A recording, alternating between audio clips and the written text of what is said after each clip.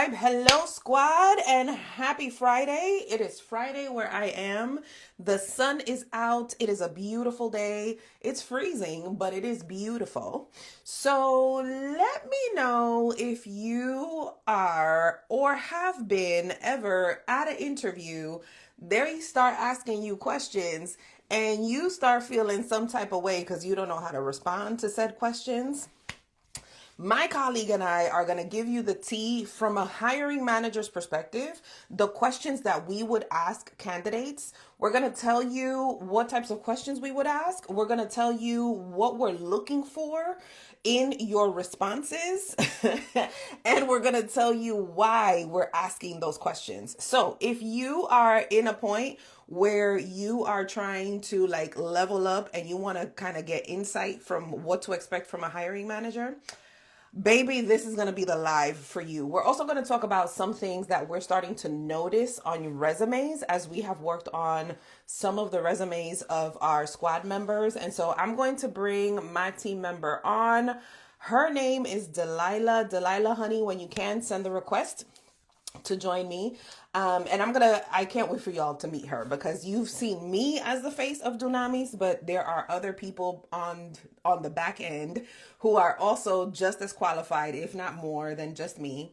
But I'm going to encourage you to tag someone, let them know, hey, listen, you are going to want to join this live if you want to get tea on how to level up your interview game, what types of questions to expect from hiring managers, like all of those things. So you may want to tag somebody, send this live to them, let them know, that it's about to go down.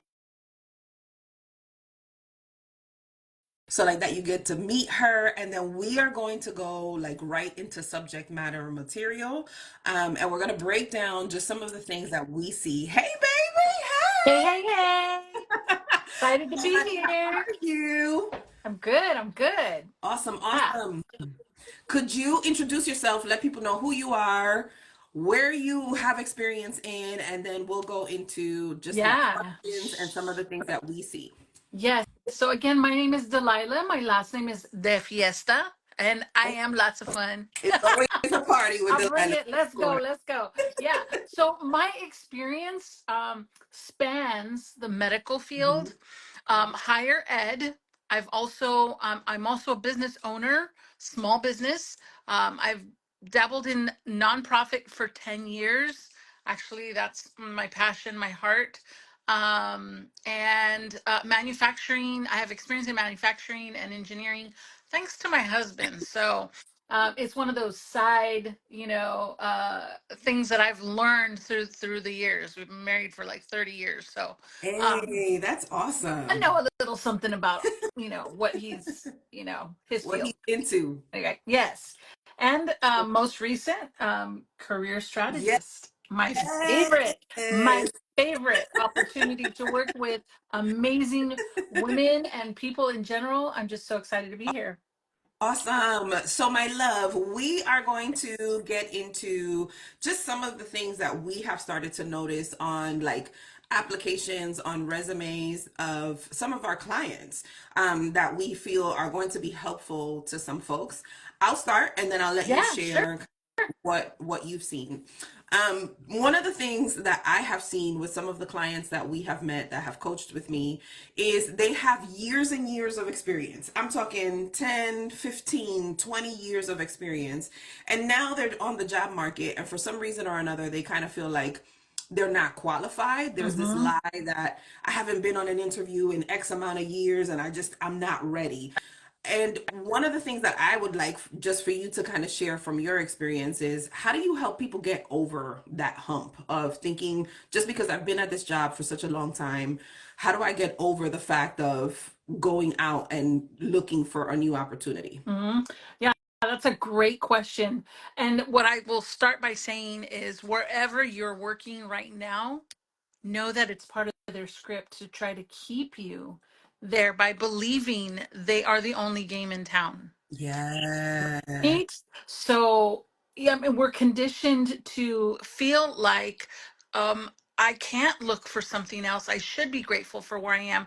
And yeah, there's some truth to being grateful for where you are, but it doesn't mean you don't have the opportunity to elevate your status where you work, your employment, your opportunities. And what we look at, what I like doing is helping people realize that they have skills that are transferable. Yes, so good, so Yeah. good.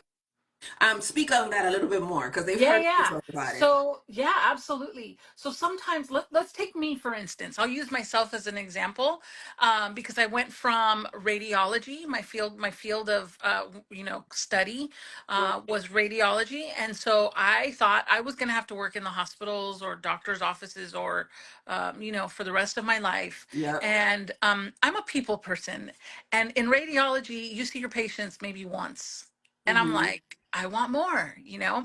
and so I started to look at, other opportunities that I could possibly, leverage my skills. Now, where can I take radiology outside of the medical Come field? on. I was able to leverage and make a pivot to education, higher ed. I was able to take the skills that I have, medical terminology, and all the things, anatomy, physiology, math, all of these things, and move them over to higher ed.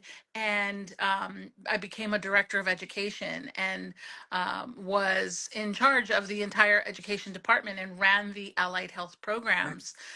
So So good. yeah, so you So really, good. it's an opportunity to think outside the For box. sure. Yes. For So sure. And I love that you transitioned from something that sounds like so out of the box, like from radiology to higher education to director of education. right. And I love that I love that that's your experience because there are so many people who are not aware of their transferable skills. And Yes. that is why we do our resume boot camps. Because you probably have some of those transferable skills that you can start Right. to leverage Hmm. and start to use in different industries. But because you have been in an industry for so long, it kind of feels like, I don't know how I'm going to apply this anywhere else, right? But Exactly. for you to be able to kind of go from radiology to director of education, talk about not only living through an experience, but then going into allied health, which is likely what the students are looking to do. Radiology, they're going to come across that in some way, shape, or form, Sure, sure. right? Yeah, exactly. Yes. So what's really interesting is the private institution that I worked at didn't even have a radiology program. Look They at that. had medical assisting, they had dental, and they had medical billing insurance coding programs. But still, it's all connected. It's all related in some form or fashion. It was a matter of really just taking a look at what I had to offer and getting over the lie that I was only meant for one opportunity. There's so much more Sure. out there. And what's interesting that I don't think a lot of people realize is going from radiology, right, working with one-on-one patients, the biggest thing that you're learning there is learning how to build relationship and learning how to build trust.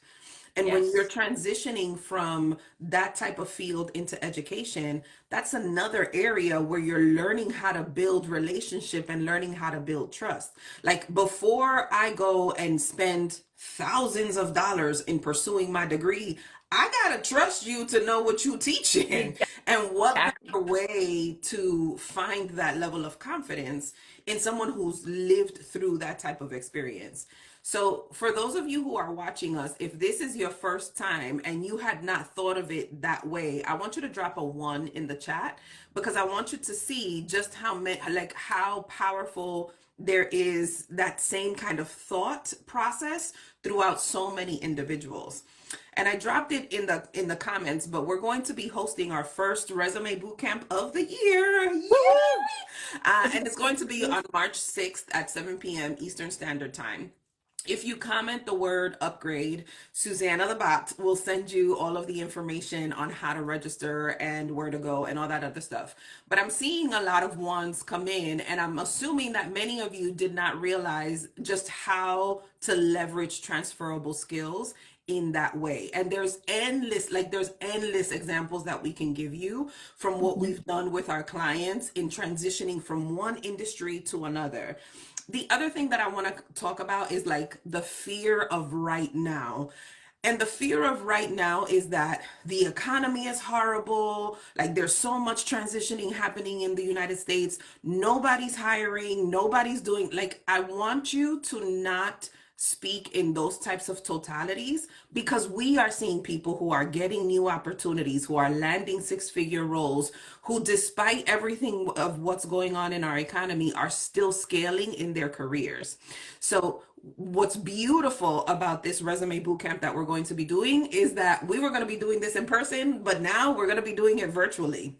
So you'll be able to join us from pretty much wherever you are in the world. So long as you join us by 7 p.m. Eastern Standard Time on March 6th, you'll get our eyes, you'll get our kind of techniques of what we look for and what we're putting on resumes. Dalila and I review resumes in real time during the boot camp. So definitely make sure that you comment upgrade so that you can get the information. Now, Delilah, I am going to share some of the questions that I ask, and I have them up here. Yes. Yes. I'm going to share, y'all, some of the questions that I ask interviewees when I am interviewing. The reason that I'm sharing these questions is because twofold. What I find on my platform is that I am preparing you as a candidate so that you can ask the right questions during your interviews, right? But the other thing that I am finding is that there are some people who just do not know how to interview well, and they Mhm. are asking you really dumb questions. So, I am going to share with you the types of questions that I ask candidates. I'm going to share with you why I ask these questions. And I'm also going to share with you the cues that I look for in your responses. Okay.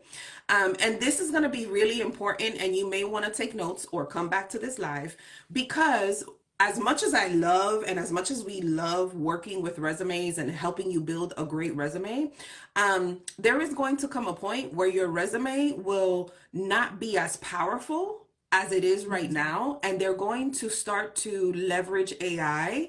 So imagine going for an interview, the nobody shows up to the interview, it's just you and the camera. A question shows up on the screen, and you have 30 seconds to a minute to respond to this question that is going to show up on the screen. I need you to know what types of questions are possibly going to show up and what they're looking for. The reason that we share this information is because many of you don't feel comfortable on video. And with what we are seeing in the industry, because of the rise of AI, all of a sudden everybody has a great resume. But what we're seeing as hiring managers on the other side of the table is that while your resume is good, you don't know how to answer the questions well. You cannot give us examples of your lived experience. And when you're telling me that you perform well under pressure on your resume, when you come in for an interview, you seem flustered, you seem discombobulated, you're not asking any questions, those kinds of things. So I'm going to give you a couple of the questions that I ask, a couple of the things that I pay attention to. And Delilah's also going to share some of hers as well. Yes. So one of the questions that I ask is, can you tell me about a time you led a team through a significant change? So the reason that I'm starting with this question is because when I was in an office prior to launching our agency, I had about 8 or 9 direct reports that were then supervising other groups. So more often I was interviewing leaders that were going to be reporting into me. And so the question that I would ask them is, can you tell me about a time when you led a team through a significant change? The reason that I asked that question is because I wanted to see their leadership ability, their adaptability, okay? Not just leadership ability, but their adaptability and their change management skills, okay? Their change management skills. Because when I'm asking you that type of question, if your team is constantly coming to me, like they're bypassing you as the leader, there is a problem there. So I need to know, what is your leadership ability, what is your adaptability, and what is your change management skills. When it comes to adaptability, I do not do well with people who tell me, oh, we've always done it this way. Mm. Okay, how many of you have worked with someone and they've responded with, well, we've always done it this way? If you've heard that, I want you to drop a 2 in the chat. If you've heard that, I want you to drop a 2 in the chat. And the reason that that becomes problematic for a team is because then as a leader, you've reached the cap and you're not willing to learn anymore. Delilah, what do you think, honey? Oh, totally agree. 100%. I'm sitting here nodding with you because I'm like, you're taking the words right out of my mouth. Yeah. Yeah. You've gotten no opportunity to grow at that point. Hmm. Just honestly. Yeah. And the other thing that I'm looking for in your responses. So if I've asked you this question, the reason I just gave you the reason why I'm asking that question, but the cues that I'm looking for you to give me examples of a time that you had to lead a team through a significant change. I'm looking for your impact. What impact have you made with your team? So it's nice to tell me that you pursue impact, but can you give me an example of what an impact Mhm. looks like, right? And then what lessons did you learn? Because as leaders, as managers, as supervisors, as leaders, you should never get to a point where you feel like you've learned it all, especially in this type of world that we're living in, because everything is constantly changing. Mhm. So if I ask you those types of questions and your responses, you're not giving clear examples, you're not able to describe what impact you've made or what lessons you've learned, I'm gonna make a note of that. Okay. All right, Delilah, I gave my question. What's your Yeah. question? I've got a great one. Oh, so tell me, what attracted you to this position specifically? Like, I want Ooh, to know, did you do your homework? yeah, Did you do your research and figure out what the role was about, what the company was about, what they stood for? Does it align with your core values? It tells me a lot. I'm able to gauge the candidate's enthusiasm about the opportunity, for sure. but also their understanding of what they're applying for. Or are they just throwing darts in the wind and hoping it'll land somewhere, right? Absolutely. That they hit the bullseye. No, I want to know that you genuinely, like, are you hungry? Is what I'm asking, essentially. Right. And their response, 9 out of 10, that's actually the very first question that I lead Mhm. with. And 9 out of 10, that is, very telling of whether or not they've done their homework. They know who we are. For sure, for sure. I know this to be true just from, like, again, lived experiences. When I was working at the college, I would ask this question to students as they were interested in coming to study at the Mhm. institution. But I would also ask this question to candidates who were coming to interview for the role. And I can't tell you how many students, number one, didn't know anything about the school. And then how many candidates that we were interviewing to work at the college, they were like, "Oh, I just know that you offer 4-year programs," and I'm like, "Friend, we do a whole lot more than that." All right. My next question is, this question I typically ask to those individuals who maybe you're going for a leadership role and you've never necessarily had a leadership title. So if you are the type of person who's applying for like your first management position or your first leadership position, but you've never had a leadership title or a leadership role, my question to you is going to be, can you describe a situation where you had to influence or persuade others without having direct authority? Okay. Can you describe a situation where you had to influence or persuade others without having direct authority? Now, why do I ask that question, especially if this is your first time going for a leadership role? The reason that I ask that question is to gauge your interpersonal skills. How many Mhm. of us have worked with horrible managers? If you've worked with a horrible manager, you could drop a 3 in the chat. I'm pretty sure our chat will light up.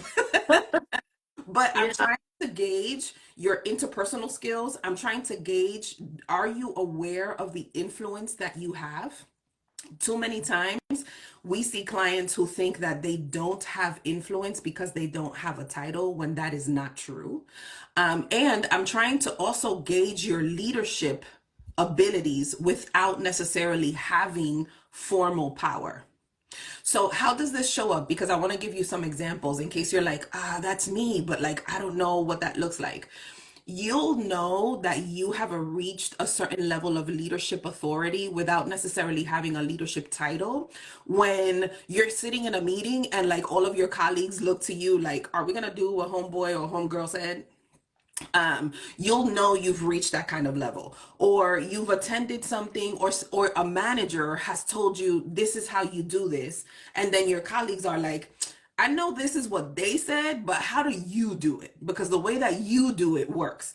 That is how you can gauge whether or not you've reached a certain level of leadership authority without having a leadership title.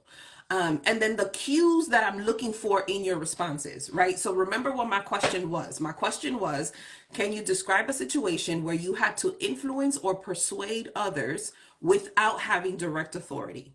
What I am looking for in your response is I'm looking for your communication skills, I'm looking for your ability to build relationships, and I'm looking for your ability to drive results. Okay? And depending on how you respond to that question, you will either be driving results for the positive or you will be driving results for the petty. And y'all, it might be the New York in me, but I could start to sense that type of petty attitude or someone who is looking to lead towards a positive outcome. So again, if you comment the word upgrade, Susanna the bot will send you all the information for our upcoming Resume Bootcamp, because these are the types of things that we are going to be addressing and how you should be addressing these things on your resume. You should not be telling me that you have good communication and you cannot give me examples of that. You should be able to list that out on your resume with confidence. So that was my second question. Can you describe a situation where you had to influence or persuade others without having direct authority? Now, y'all, I have my questions up because I keep them. It took me years to get to Yeah. these types of questions. Yeah. Yeah. Now, Delilah, what is your question that you would ask if you are interviewing a candidate? Yes. So, like I said, I was a director of education. I managed, oh gosh, about 65 staff and instructors and whatnot. And so it's a big team, Yeah. right? And so now I want to ask questions that are going to give me an open eye as far as whether or not this person is a good cultural fit. So I Ooh. might ask something Uh-huh. like, um, um, mm, can you reveal insight into um, your own personal culture and how it might play into um, your role here? Like, how I want to help the candidate understand Mhm. how they fit into the team structure. So I might ask something along those lines. Because again, I have so many different personalities coming Right. together and all, and here's the thing, we operate at that time at that campus with one standard of excellence, and I wanted to see whether or not these people would align themselves, or would they be the take charge kind of person. So whether or not they were a good cultural fit was something that I wanted them to consider Mhm. before they said yes to the opportunity, or before I even, depending on their response, whether I offered them the opportunity to come on board. That's such a good, like, important thing for y'all to understand from a hiring manager's mind.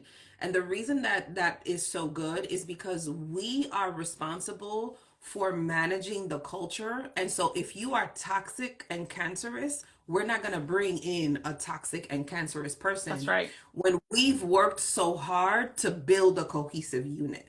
That's right. So the reason, if you're ever getting a question about cultural fit, how do you handle those kinds of things, please be very aware that as hiring managers, like those are the things that we're paying attention to. The other thing that is so good about your question is I want you to understand, y'all, the difference between the questions that a recruiter would be asking you and the questions that a hiring manager would be asking you. The Right. questions that Delilah and I are giving you today, those are questions that hiring managers are going to be asking you. Recruiters are going to be asking you questions like, can you tell me about yourself? Can you tell me about your salary expectations? Can you tell me about a time that you had to deal with a difficult employee and how did you handle that? But notice the difference between the questions that Delilah and I are asking you and the questions that I just gave you an example. Recruiters are often going to ask you very surface level questions, whereas hiring managers like Delilah and I are going to ask you much more in depth questions, but questions that are related to the actual work that you're going to do, not just surface level questions. So, Delilah, thank you so much for sharing that. Yeah. The last question that I'm going to share is I love this question because we deal with this all the time as hiring managers, especially because again, I was hiring managers. So the people that I was interviewing were likely going to be leaders within my department. And one of the questions that they would get stumped on, that I'm hoping y'all don't get stumped on, is how do you prioritize tasks when everything seems important? How do you prioritize tasks when everything seems important? Because the reality of what I was doing in my role was that I was hardly ever in my office, ever. So I needed to trust that the team that was like going to represent me was able to manage their time strategically and also think strategically. So I always wanted to know how do you prioritize your time? Because if as the hiring manager, if I have to solve the problem for you, you're not ready for a leadership role. Now, not to confuse that with you're dealing with a difficult situation and you're trying to like weigh out your options. You've tried everything and now you need my input. That's very different than you coming to me all the time expecting me to give you the answers that you as the leader should have thought through. Right. Okay. So when I ask that type of question during an interview, how do you prioritize your tasks when everything seems important? What I am trying to gauge is, do you understand time management and are you a strategic thinker? And can you give me examples of that? Mm-hmm. Right? To give you guys again context, I had a team of 8 direct reports. We would meet once a week. Okay. If everything that those 8 direct reports, and each of those direct reports had about 5 or 6 people that they were managing on average. So if every single individual in the departments needed to speak to me, there was a huge problem because then I became the bottleneck. Right. So when I am interviewing someone to fill a leadership role, I want to know how you prioritize your time and I want to know how you think strategically. So again, I'm going to give you all the question that I asked potential leaders. How do you prioritize your tasks when everything seems important? And if you can't give me examples and if you're dancing around that question, it's probably not a good idea for you to come join my team. you you are probably going to be very, very upset. But the reality is that I also, as a leader, I wanted to be very mindful of how I was investing my time. So I wanted to pour into other people Mm-hmm. from a place of overflow, not just from a place of, man, I got to do your work and mine. And I think that in our current environment, there's a lot of poor managers and poor leadership, and they've not had the opportunity to have someone who pours into them from a place of helping them to be autonomous. So that's my question. What's yours, Delilah? Okay. Let's see. Future aspirations. I want to know, is this person here for 5 minutes or do they have goals to grow? Right? Short Yes. story before I get to that question. I literally had a candidate tell me, um, I'm only going to be here for a year because I have a plan to, and da da da da da. And I said, okay, all right. And at the moment, I hired her anyway. Mm-hmm. Mm-hmm. And then that year came and she left. She was out. Yeah. So they will tell you, right? Mm-hmm. So one question that I like to ask is, what are your career goals? What are your aspirations? Yeah. And how do those goals fit into this role? Yeah, that's so good. That's so good. I Yeah. want to know if you're here for a minute or, you Yeah. got plans to walk That's out. so good. Again, notice the difference between questions that a recruiter would ask you and the questions that hiring managers are asking you. The reason that you get that type of question from a hiring manager is because we don't want to be hiring every 5 minutes. Right. So it's not even that I want you to lie to me, but if you are in fact looking to go out, I'll give you an example. I had a candidate who told me that the only reason that she took the job or wanted to take the job was because she only wanted benefits. And listen, I can't knock her hustle. I Mm-hmm. get that you want benefits. No problem. But in that interview, I was able to see this person is not a cultural fit. They could not give me clear and concise responses. They had a serious attitude, like serious attitude. And then your response to the person that you would be working under was, I don't really care what you have going on. I just want the benefits. Do you know what that translates to me as a hiring manager? This is going to be a problem because you won't know how to make decisions on your own.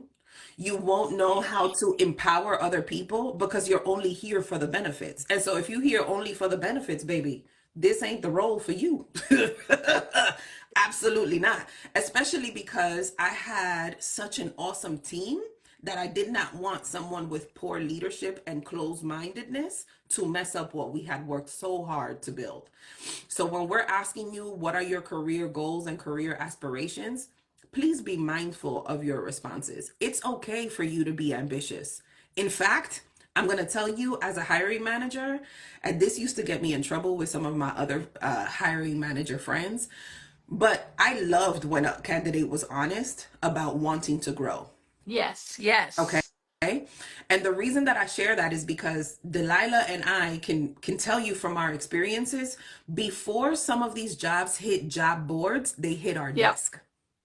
And so if you during the interview told me about your career ambitions and your career goals, you probably already had a leg up because here's now this opportunity and I know the perfect person on my team who would be a good fit for this role. But if you don't know how to position yourself that way, you missed out an opportunity.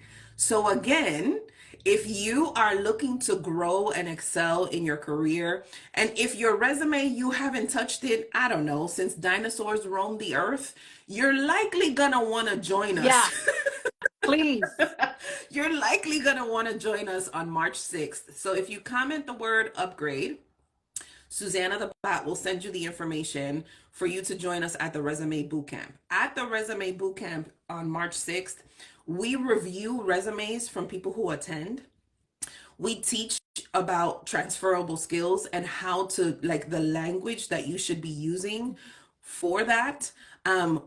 AI is all over the place. So we give you prompts that you should be using on Chat GPT. So like that you can add your own sauce and your own flavor, but also like that it doesn't sound like every other Tom, Dick, and Harry who is applying for the same position. Exactly. Okay. And one of the things that I want you to be very aware of is that we are right now facing a very challenging job market. There is no sugarcoating that. However, there are some very qualified individuals, some of which who are possibly watching us right now. And you know it's time for you to make a transition, but your resume scares you because you haven't touched it. You're building or you're believing the lie that because the market is so hard, nobody is hiring, or you're not going to be able to talk to anybody.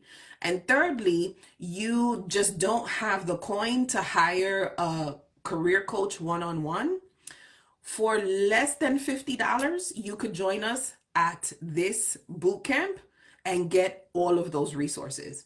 You'll get me and Delilah and the rest of our team looking at your resume. You'll see us transform resumes in real time during the class. Plus, you'll get the resources on questions that, like, similar to what we did today, questions that you should be asking during an interview, questions Mhm. that we would ask, knowing the difference between the question that a recruiter would ask you and the questions that um a hiring manager would ask you. But that's me. Delilah, what are some of the things you've noticed from the resume bootcamp? Oh my gosh. You know, we all need a little bit of encouragement. We all Mm, need a word, truth, life, new inspiration, and you get all of that out of the Resume Bootcamp. It is not just the technical side, but we really walk with you guys when you join us. And I've had countless clients that work with us thank me, send me emails. I really needed to hear what you had for me. The word you had for me was spot mm, on. My mm, heart needed that. So mhm. come and join us and be with us because we get it. We've walked a mile already Yeah, and we know what you're going through. And so sometimes it just we need that extra inspiration from someone else that gets it. So you for get that sure. extra inspiration as well. For sure. And many of you are struggling with your confidence Yes. because you've been under the leadership or the poor management, the mishandling of your talents and your skills. And unfortunately, you have believed that you are not, like, you just can't get out of where you're at. And we are here to tell you absolutely not. Yeah. You do not need to stay there a minute longer. And I want to draw attention to one of our squad members who's on the live right now. CB Eclectic Boutique commented, "I got the Woo! job." Yay! Yeah. So congratulations to you, my love. I mean, it's a testament of what we do. Like, there's a lot of noise on these internet streets. There's a lot of gurus that are telling you a whole lot. Um, so we just want to be able to give you from our lived experience, from people who have hired hundreds of people Yeah. in our career path, like, this is what works. These are the questions that you're gonna get asked. This is what you should be asking. Yeah. And just really also, I hope that this live helped you to prepare, because should the first thing that happens going forward is that you are confronted with a computer screen that is asking you these questions and you now have to record your responses, now you know kind of what questions to expect. And how to prepare for them. So we will likely do something like this again. If this was helpful for you, I want you to drop some fire in the chat. Use the fire emoji and light up the chat for us, because we try to give you questions that you should ask during an interview. But what we're trying to do in this live is, as hiring managers, we wanted to give you like questions that we would ask during an interview. So not only questions that you should ask, but be ready to get some of these questions that we asked you. Delilah, anything else you want to leave with our people before Um, we wrap? yeah. Venir, trabaja con nosotros, work with us in English or in Spanish. And Yes, if it's another language, you know what? We'll figure it out. yes, for sure. We will do our best. We Yes. are bilingual. Absolutely. Yes. And don't be afraid if your industry is one that you're like, oh, I don't know I'm going to transition or how I'm going to pivot. We work with folks who are pivoting out of, like, for example, the federal government right now in the United Yeah. States. We have an uptick of federal employees that are looking to stand out. There is someone who just commented blue avocado. Yes, that Yes. person has been a part of our squad from the very beginning. We are going to teach you how to be a blue avocado. I will tell you more at the class about what a blue avocado is. But yeah, we want to make sure that you are equipped. No organization, hear me and hear me well, no organization is worth making you feel less than when your creator already determined that you were greater. I'm going That's to say right. that again. No organization is worth making you feel less than when your creator has already determined that you are greater. That's right. So if you've captured nothing of what we said and that was the only thing you heard, let that be what plays out in your head throughout this whole weekend. That no organization is worth making you feel like you are less than when your creator has already said that you are greater. Mm-hmm. Okay, so if you comment the word upgrade, Susanna the bot will send you all of the details on how to join us, how to register. Upon registering, you will get our resources, which is the workbook with all the prompts and the resume and all that other jazz. But we will be kicking off March 6th, and we cannot wait to welcome you there. So thank you so much, y'all, for spending time with us, for connecting with us. Yes, this live will be saved. You will be able to go back to it. And y'all go be great. Have the most amazing rest of your weekend. Delilah, my love, I love you to the moon and back. Thank you for rocking with me. And we will catch you guys on the next one. Bye, everybody.